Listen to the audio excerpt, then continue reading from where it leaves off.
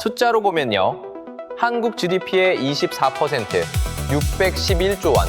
이 돈을 움직이는 두 사람이 치킨집에서 만났습니다. 삼성 이재용 회장과 현대차 정의선 회장. 바로 이런 이유 때문에 재계는 이 만남을 주목했습니다. 할아버지 때부터 3대에 걸쳐 치열하게 경쟁했던 두 가문이 지금 손을 잡고 있습니다. 반도체, 배터리, 자율주행까지. 이 동맹이 어떻게 만들어졌는지, 그리고 여러분의 자산에 어떤 의미인지 말씀드리겠습니다. 1938년 경남 의령의 만석군 양반 가문에서 한 청년이 사업을 시작합니다. 와세다대를 다녀온 이 청년은 모든 걸 꼼꼼하게 준비한 뒤에야 비로소 움직이는 사람이었습니다. 삼성 상회, 이병철 회장의 첫걸음이었습니다.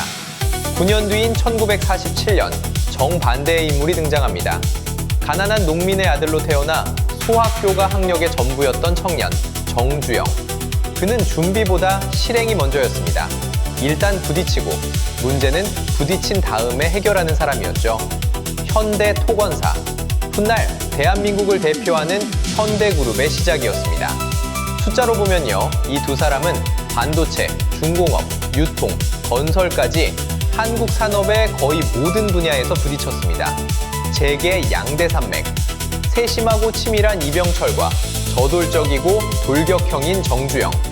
성격도 달랐고 출신도 달랐고 경영 방식은 더더욱 달랐습니다. 하지만 바로 이런 이유 때문에 둘은 서로를 끊임없이 의식할 수밖에 없었습니다. 두 거인이 같은 골목에서 매일 부딪히며 서로를 단련시킨 겁니다. 물론 이 경쟁이 적대만은 아니었습니다. 1985년 정주영 회장의 칠순잔치에 이병철 회장이 직접 참석합니다. 그리고 정성스럽게 준비한 백자 도자기를 건넵니다. 수십 년간 팽팽한 긴장 속에서도 상대를 인정하고 존중했던 순간이었습니다. 라이벌이 돼 원수는 아니었던 거죠. 그리고 시간이 흘러 2세대로 넘어갑니다. 이건희와 정몽구. 이 두 사람의 경쟁은 아버지 세대보다 한층 더 치열해집니다.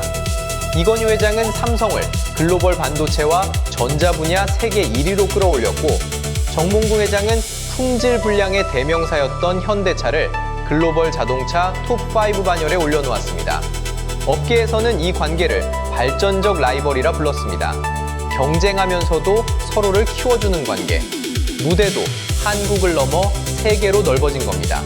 특히 삼성이 자동차 사업에 직접 뛰어들면서 두 그룹은 정면 충돌합니다. 삼성 자동차, 현대의 안방에 도전장을 던진 셈이었죠. 결국 이 시도는 르노 삼성으로 정리되며 마무리되었지만 이 사건은 두 가문 사이에 쉽게 지울 수 없는 선을 그었습니다. 이건희와 정몽구, 이 두 사람까지도 절대 함께하지 않았습니다.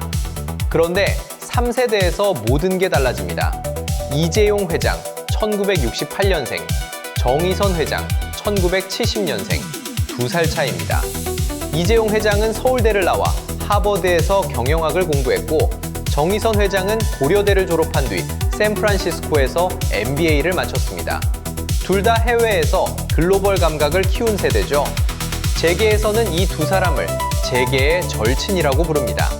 함께 골프를 치는 모습이 여러 차례 목격됐고, 정의선 회장은 공개석상에서 이런 말까지 했습니다. 제가 여기서 가장 형일 것 같지만 동생입니다. 자폭 개그를 날릴 정도로 허물없는 사이라는 뜻입니다. 하지만 단순히 사이가 좋다는 것만으로는 재계가 주목하지 않습니다. 바로 이런 이유 때문에 이 관계가 중요합니다. 두 사람의 경영 스타일이 서로를 보완하기 때문입니다. 이재용 회장은 기술 중심의 수직 통합형 리더입니다. 핵심 기술을 내부에서 완성하겠다는 전략이죠. 반면 정의선 회장은 개방형 협업을 적극적으로 추진하는 스타일입니다. 좋은 기술이 있으면 함께하자는 방식이죠. 숫자로 보면요. 이재용 회장은 1991년 입사해서 31년 4개월 만인 54세의 회장 자리에 올랐었습니다. 정의선 회장은 26년 만에 50세로 취임했고요. 현대차 쪽이 세대 교체가 한 발 빨랐습니다. 그런데 여기서 핵심이 있습니다. 할아버지 세대에서는 반도체, 중공업, 유통, 건설까지 겹치는 영역이 많아서 경쟁할 수밖에 없었습니다. 그런데 지금은 다릅니다. 전기차, 자율주행, 배터리 같은 미래 산업에서는 사업의 접점이 오히려 협력을 만들어냅니다. 삼성은 반도체와 배터리를 만드는 부품 공급자이고 현대차는 그 부품을 차에 넣는 완성차 수요자입니다. 경쟁이 아니라 분업 구조가 된 겁니다. 바로 이런 이유 때문에 3세대에서 패러다임이 바뀐 겁니다.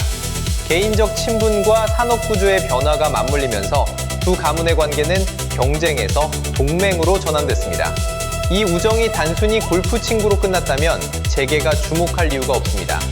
개인적 친분이 사업으로 이어집니다. 그것도 한두 건이 아닙니다. 먼저 배터리입니다. 2023년 10월 삼성 SDI와 현대차는 첫 배터리 공급 계약을 맺었습니다. 6세대 각형 배터리 P6를 2026년부터 2032년까지 7년간 공급하는 대형 계약이었습니다. 삼성 SDI 헝가리 공장에서 만든 배터리가 현대차 유럽 현지 공장으로 들어갑니다. 업계 추정으로 수조 원 이상의 규모입니다. 니켈 비중 91%의 고성능 양극재, 독자 개발한 실리콘 음극재까지 삼성 SDI가 가진 최고 기술을 현대차에 내놓은 겁니다. 숫자로 보면요, 삼성 SDI는 여기서 한 걸음 더 나갑니다. 차세대 배터리, 전고체 배터리의 양산을 2027년 하반기에 시작하겠다고 선언했습니다. 한 번 충전으로 약 1000km를 달리고 충전 시간은 단 9분. 글로벌 배터리 업체 가운데 가장 앞선 양산 준비라는 평가를 받고 있습니다. 다음은 반도체입니다. 삼성전자의 차량용 칩 엑시노스 오토 V920이 2025년부터 현대차 프리미엄 차량에 들어가기 시작했습니다. 여기서 끝이 아닙니다. 삼성 반도체 위탁 생산 공장에서 5나노 공정으로 만드는 자율주행 보조 시스템용 칩을 2030년까지 제네시스에 탑재하겠다는 계획도 진행 중입니다. 현대차가 삼성을 선택한 이유는 명확합니다. 세계 1위 TSMC보다 가격 경쟁력이 있었고 국내 공급망을 활용하면 안정성까지 확보할 수 있었기 때문입니다. 바로 이런 이유 때문에 두 그룹의 협력은 계속 넓어지고 있습니다. 2024년 9월에는 삼성전자와 현대차가 사물인터넷 기술 제휴까지 맺었습니다. 차 안에서 삼성가전을 제어할 수 있는 서비스, 이른바 홈투카입니다. 2025년 1월 CES에서는 삼성전자 부스에 현대차의 아이오닉 9이 전시되었습니다. 두 회사의 로고가 나란히 걸린 모습, 불과 몇 년 전만 해도 상상하기 어려운 장면이었습니다. 로봇 분야도 빠지지 않습니다. 삼성 SDI의 배터리가 현대차의 서비스 로봇 다리와 배송 로봇 모베드에 탑재되고 있습니다. 배터리에서 반도체로, 반도체에서 사물인터넷으로, 다시 로봇까지 협력의 범위가 끊임없이 확장되고 있는 겁니다. 사실 두 그룹이 처음 손을 잡으려 했던 건 2009년이었습니다. 자동차와 반도체 상생 협력을 위한 업무 협약을 맺고 2012년에는 그랜저 HG에 삼성 반도체를 실제로 탑재하기도 했습니다. 하지만 당시에는 라이벌 구도가 너무 강했습니다. 결국 흐지부지 중단됐죠. 그런데 3세대에 와서 이 모든 것이 재개되고 오히려 확대되고 있습니다. 개인적 신뢰가 사업적 신뢰로 바뀐 겁니다. 그리고 이 동맹에 세 번째 인물이 등장합니다. 2025년 10월 30일 서울 삼성동의 한 치킨집, 깐부치킨이라는 이름의 이 가게에 세 사람이 앉았습니다. 이재용 회장, 정의선 회장, 그리고 엔비디아의 젠슨 황 CEO였습니다. 테이블 위에는 크리스피 순살과 치즈 스틱, 그리고 소맥이 놓여 있었습니다. 넥타이도 없었고 격식도 없었습니다. 누가 보면 동네 치킨집에서 친구들이 모인 것처럼 보였을 겁니다. 하지만 이 자리에 앉은 세 사람이 이끄는 산업의 규모를 생각하면 이야기가 완전히 달라집니다. 삼성의 반도체, 현대의 자동차, 엔비디아의 인공지능. 바로 이런 이유 때문에 재계는 이 만남을 예사롭지 않게 바라봤습니다. 세계 산업 생태계의 핵심 세 축을 쥐고 있는 수장들이 치킨집에서 1시간 23분을 함께 보낸 겁니다. 반도체가 자동차에 들어가고 인공지능이 그 자동차를 움직이는 시대. 이 세 사람의 만남은 곧 미래 산업의 설계도를 함께 그리겠다는 선언이나 다름없었습니다. 반응은 즉각적이었습니다. 전국의 깐부치킨 매장에 주문이 폭주했고 가게 측은 아예 AI 깐부 세트라는 메뉴까지 출시했습니다. 치킨집 하나가 하룻밤 사이에 전국적인 화제가 된 겁니다. 하지만 정작 중요한 건 치킨집 안에서 오간 대화가 그 이후 어떤 결과로 이어졌느냐 하는 점입니다. 2026년 1월 미국 라스베이거스에서 열린 CES, 세계 최대 가전 기술 전시회인 이 무대에서 정의선 회장과 젠승황이 다시 만났습니다. 이른바 2차 깐부 회동이었습니다. 이 자리에서 정의선 회장은 콜라보하시죠 라고 말했다고 전해집니다. 치킨집에서 시작된 대화가 세계 무대의 공식 협력 제안으로 바뀐 자 순간이었습니다. 숫자로 보면요, 이 두 총수의 동행은 치킨집을 넘어 외교 무대까지 뻗어나갑니다. 사실 그 전해인 2024년 10월에도 이재용 회장과 정의선 회장은 도요타의 아키오 회장과 함께 에버랜드 스피드웨이에서 만났습니다. 자동차 전장 분야의 협력이 논의된 것으로 알려져 있습니다. 2026년 4월에는 한 발 더 나아갔습니다. 두 사람이 나란히 프랑스 마크롱 대통령 앞에 앉아 약 30분간 공동 연담을 가졌습니다. 반도체와 수소 분야 협력이 의제에 올랐습니다.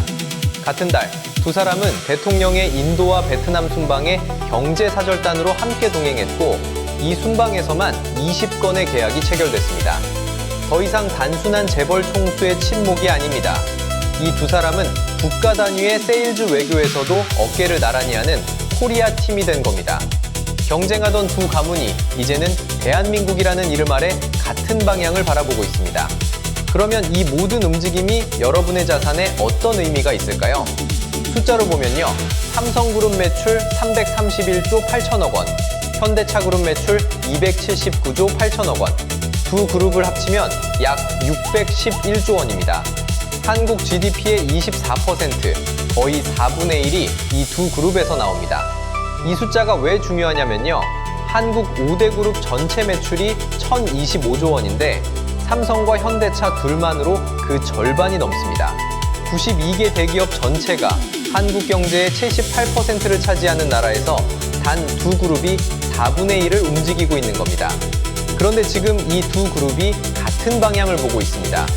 삼성전자는 2024년 매출 300조 9천억 원, 영업이익 32조 7천억 원을 기록하며 반도체와 배터리라는 핵심 부품을 쥐고 있고요.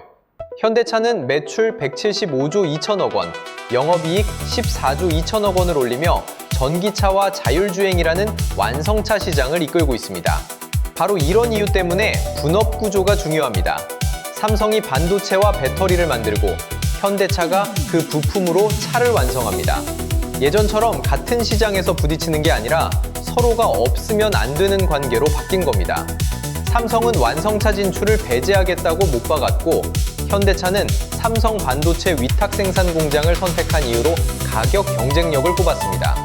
각자의 영역에서 최선을 다하되 결과물은 하나로 모이는 구조입니다. 물론 리스크도 짚어봐야 합니다. 삼성 SDI가 최근 벤츠와도 배터리 공급 계약을 체결하면서 현대차만의 독점 파트너는 아니라는 점이 분명해졌습니다. 해외에서도 도요타와 TSMC, 폭스바겐과 퀄컴처럼 완성차와 반도체 기업의 동맹이 속속 만들어지고 있습니다. 이제 경쟁은 기업 대 기업이 아니라 동맹 대 동맹의 싸움으로 바뀌고 있는 겁니다. 하지만 핵심은 변하지 않습니다. 부품을 만드는 삼성과 차를 만드는 현대차. 이 분업 구조가 유지되는 한 두 그룹 모두 함께 성장할 수밖에 없습니다. 전기차, 자율주행, 인공지능. 이 세 가지 미래 산업에서 한국 경제의 4분의 1이 한 방향으로 정렬되었다는 것. 이것이 투자자가 주목해야 할 가장 큰 변화입니다.